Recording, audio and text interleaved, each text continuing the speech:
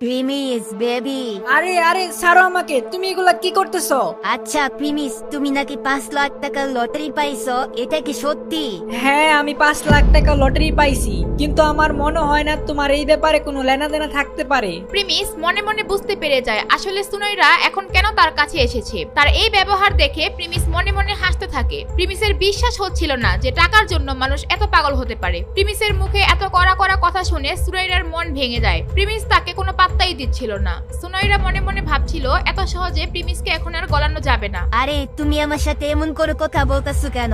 তুমি কি ভুলে গেছো আমরা এর সাথে কত সুন্দর মুহূর্ত কাটাইছিলাম? আমাদের দুইজনের কত সুন্দর একটা রিলেশন ছিল। তুমি যদি এই কথাগুলা 5 লাখ টাকা পাওয়ার আগে বলতা, তাহলে আমি তোমাকে হাসতে হাসতে সমস্ত টাকা তোমার কাছে দিয়ে দিতাম। আমার টাকা পয়সার কোনো দরকার নাই, কিন্তু এইবার আমি আর বলদ হব না।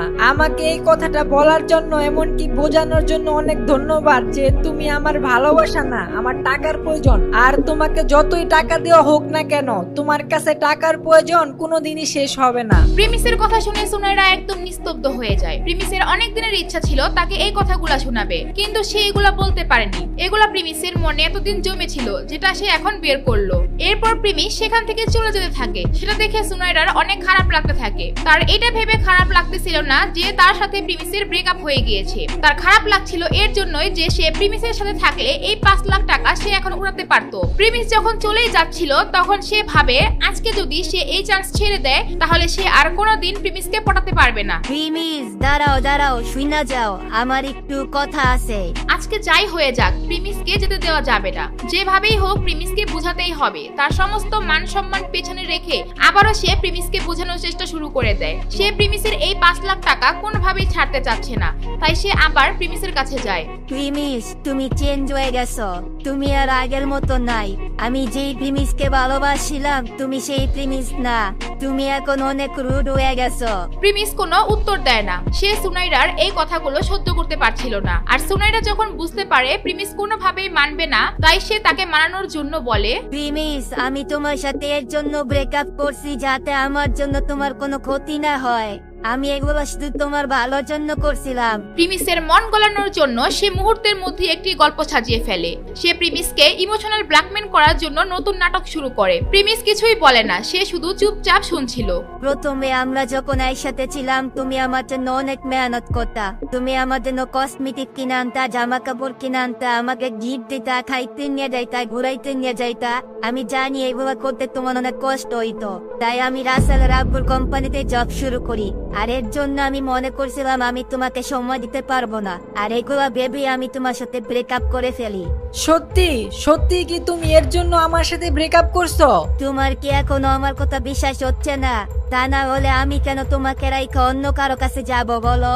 সুনাইরার এই কথা শুনে প্রিমিসের মন একটু নরম হয়ে যায় দেখে সুনাইরার কনফিডেন্স আরো বেড়ে যায়। এরপর সে প্রিমিসকে আরো পটানোর জন্য বলে, প্রিমিস এখন আমাদের সিচুয়েশন চেঞ্জ হয়ে গেছে। তোমার কাছে মানে আমাদের কাছে এখন 5 লাখ টাকা আছে। এর জন্য তোমার আর আমার এখন কোনো কাজ করা লাগবে না, আর নাইবা আমাদের টাকার প্রয়োজন আছে। প্রিমিস সুনাইরার মনের কথা বুঝতে পেরেছিল। সুনাইরা যতই বলছিল তার জন্য শুধু তার ঘৃণাই আসছিল। এরপর প্রিমিস কিছু বলার আগেই সুনাইরা বলে, প্রিমিস তুমি এবার বুঝতে পারছো আমাদের ব্রেকআপ করার মূল উদ্দেশ্য কি ছিল। কিন্তু এখন আমাদের তো আর চিন্তার কোনো কারণ নাই, কারণ তোমার কাছে এখন টাকা আছে। আচ্ছা, কোনোভাবে তুমি কি আমার সাথে এর জন্য আসতে চাইতেছো না তো যে আমার কাছে এখন টাকা আছে? এর সাথে আমার কি লেনা দেনা তোমার কাছে টাকা আছে কি নাই? আমি তো তোমার সাথে ছিলাম যখন তোমার টাকা ছিল না। তোমার টাকা নিয়ে আমার কোনো চিন্তা নাই, আমি তো তোমাকে নিয়ে চিন্তা হয়। আমি তোমার জন্য রাতে কান্নাও করি। প্রিমিসের দিকে তাকিয়ে সে এই কথাগুলো বলছিল, কিন্তু গতকাল পর্যন্ত তো সে প্রিমিসের দিকে তাকাতেই ঘৃণা করত, কিন্তু আজকে সে প্রিমিসের দিক থেকে চোখ সরাতেই রাজি না। প্রিমিস আমি তোমার কাছ থেকে যখন দূরে সরে যাই তখন আমি বুঝতে পারি যে আমি আসলে তোমাকে কতটা ভালোবাসি। আমি তোমার থেকে আমাকে অনেক দূরে রাখার চেষ্টা করছিলাম, ভাবছিলাম তোমার জায়গায় অন্য কাউকে আনলে হয়তো আমি তোমাকে ভুলে যাব। আমি তোমার সাথে খারাপ ব্যবহার করছি যাতে আমি তোমাকে ঘৃণা করতে পারি, কিন্তু আমি তোমাকে বলতে পারি নাই। তোমার কথাই আমার খালি মনে পড়ে। এখন যদি তোমার পকেটে একটা টাকাও না থাকে তাহলে আমি তোমাকে আর ছাড়বো না। এগুলা বলতে বলতে সে একদম কান্না করে দেয়। সে তার কান্না করা চোখ দিয়ে প্রিমিসের দিকে তাকিয়ে থাকে আর তাকে বলে, প্রিমিস চলো আমরা আবারও একসাথে যাই। আমরা আজকে একসাথে ঘুরবো, খাবো, আনন্দ করবো। সুনাইরার এই সমস্ত কথা শুনে প্রিমিস এবার একটু ইমোশনাল হয়ে যায়, কারণ প্রিমিস তো সুনাইরাকে আগে সত্যিকারের ভালোবাসতো। আজ সুনাইরার মুখ থেকে এগুলো শুনে সে তার আবেগকে ধরে রাখতে পারে না। প্রিমিসের মনে হচ্ছিল সুনাইরা সত্যিই চেঞ্জ হয়ে গিয়েছে, আর সুনাইরা চেঞ্জ হওয়ার কারণে প্রিমিসও তার জন্য প্রস্তুত। আচ্ছা সোনাইরা, তোমার যদি দরকার হয় তাহলে আমি তোমার অ্যাকাউন্টে এখন 20-30 হাজার টাকা পাঠিয়ে দেই। আরে পাগল হয়েছে নাকি? আমি তো তোমার এখনই বললাম আমি এগুলো টাকার জন্য করতেছি না। এগুলো তুমি তোমার কাছে রেখে দাও। আমার যখন দরকার হবে আমি তখন তোমার কাছ থেকে চেয়ে নিব।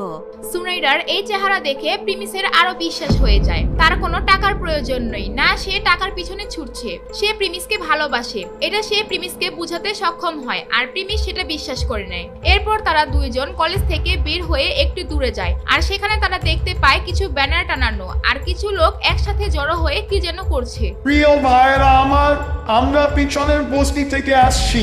বস্তিতে টাকা ছেলেমেয়েদের পড়ালেখার জন্য টাকা পয়সা কালেক্ট করতেছি। ওদের স্কুলে আসতে অনেক অসুবিধা হয়, টাকার জন্য ওরা পড়ালেখা করতে পারে না। তাই আমরা ওদের জন্য ডোনেশন তুলতেছি যাতে ওরাও পড়ালেখা করতে পারে, আর আপনারা সবাই ওদেরকে সাহায্য করুন। প্রিমিস আর সুনাইরার সামনে সেখান থেকে একজন আসে টাকা তোলার জন্য। সেখানে থাকা বাচ্চাদের দেখে প্রিমিসের অনেক মায়া হয়, তাই সে বলে, আপনারা এখানে খুব ভালো একটা কাজ করতেছেন, তাই আমিও এখানে কিছু টাকা ডোনেট করতে চাই। ধন্যবাদ ভাই, আপনি চাইলে এই কিউআর কোডের মাধ্যমে দিতে পারেন। এটা সরাসরি আমাদের ব্যাংকের সাথে কানেক্টেড। এরপর সে প্রিমিসকে একটি কোড দেয়, আর প্রিমিস সেটি স্ক্যান করে সেটির মধ্যে 4,50,000 টাকা পাঠিয়ে দেয়। যখনই প্রিমিস টাকা দেয় তাদের কাছে মেসেজ চলে যায়। এত টাকা তাদের সব কালেকশন মিলেও হয়নি যত টাকা প্রিমিস একেবারেই তাদেরকে দিল, আর বাকিরা তো সবাই 10 টাকা 20 টাকা করে দিচ্ছিল। সবাই এটা জানার জন্য আগ্রহ প্রকাশ করে যে আসলে কে এত টাকা ডোনেট করলো। আচ্ছা, এই 4,50,000 টাকা কি আপনি আমাদেরকে দিয়েছেন? হ্যাঁ আমি দিয়েছি। আপনাদের কাজগুলো আমার কাছে অনেক ভালো লাগছে, তাই আমি এই টাকাটা দিয়েছি। স্যার আপনার নাম কি? স্যার আমি আপনার নাম বলে সবার সামনে আপনাকে সম্মানিত করতে চাই। না, এটার কোনো প্রয়োজন নাই। আমি শুধু বাচ্চাদের একটু সাহায্য করতে চাইছি, এর চেয়ে বেশি কিছু আমার দরকার নাই।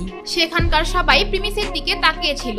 সবাই দেখছিল প্রিমিসের এই অ্যাটিটিউড। সবাই ভাবছিল প্রিমিস হয়তো অনেক বড়লোক কেউ হবে। প্রিমিস সবার দিকে তাকানোর পর সুনাইরার দিকে তাকিয়ে বলে, চলো ডার্লিং, আমরা চলে যাই। তুমি 4,50,000 টাকাই ডোনেট করে দিছ, সব টাকা দিয়ে দিছ। প্রিমিস সব টাকা ডোনেট করে দেওয়ার পর এখন কি হবে? সুনাইরা প্রিমিসের দান করাতে কি খুশি হবে, নাকি সে তার আসল রূপে বের হবে? প্রিমিস কি এটা সুনাইরাকে দেখানোর জন্য ইচ্ছা করে করেছে? প্রিমিস কি আসলেই তাকে বিশ্বাস করেছিল, নাকি তার অন্য মতলব ছিল? প্রিমিস কি আসলে বোকা, নাকি বোকা হওয়ার ভান ধরে? আগামী পর্বগুলো আরো ইন্টারেস্টিং হতে যাচ্ছে। সেগুলো যদি সবার আগে আপনি দেখতে চান তাহলে দিবস গেমিং এর ইউটিউব চ্যানেলটি সাবস্ক্রাইব করে নোটিফিকেশন বাটনটি বাজিয়ে রাখেন। আর হ্যাঁ, অবশ্যই কমেন্ট করে জানাবেন দিবস গেমিং এর প্রিমিসের ভিডিওগুলো আপনার কেমন লাগে।